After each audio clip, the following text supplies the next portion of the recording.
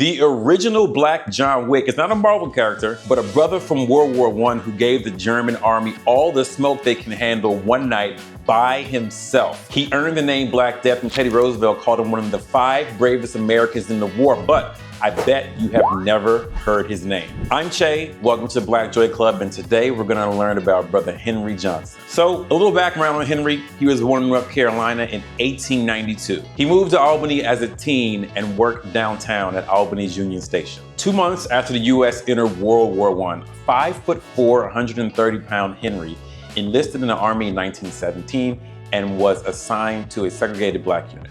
After a few months of training, Henry and his unit, the 369th, shipped off to France. So they get there, and surprise, surprise, Henry and his fellow soldiers are forced to do manual labor, and their fellow white soldiers treat them bad. Why? Because, America's gonna America.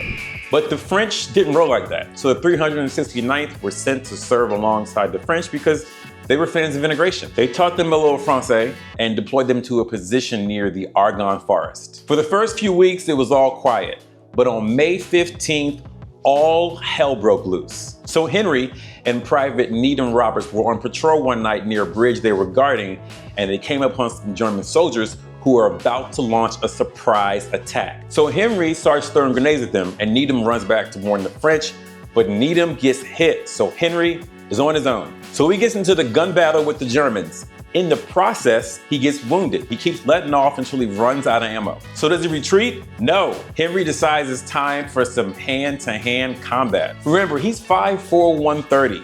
That's roughly the size of Daniel Radcliffe, Mr. Harry Potter himself. Hogwarts is in the building and he's going to work, swinging his rifle like a club. One-man gang, no squad. And he is wrecking the Germans. In fact, he breaks his rifle over one of their heads. Now at this point, personally, I'm running. I feel like I've done all I can do here. But not Henry. He pulls out a bolo knife and starts cutting up the Germans. Henry is slicing and dicing, and mind you, they're stabbing and shooting at him, but Henry will not be contained. Finally, his backup shows up and the Germans fall back. So reports said the scene is a mess. There's blood and German helmets everywhere. And Henry ended up killing 4 and wounding between 10 and 20 Germans. I know they're not teaching this story in German history class.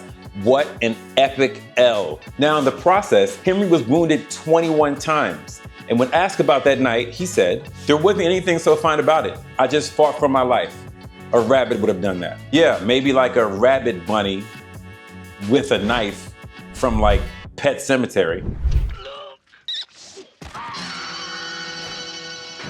Jesus Christ! So Henry and Needham were among the first Americans to be awarded France's highest award for valor, and the 369th were now known as the Harlem Hellcats. They got a hero's welcome back in the States, and Henry led his unit on a parade through New York City. Now you would think a guy with something like that on his resume would be set for life. Nope.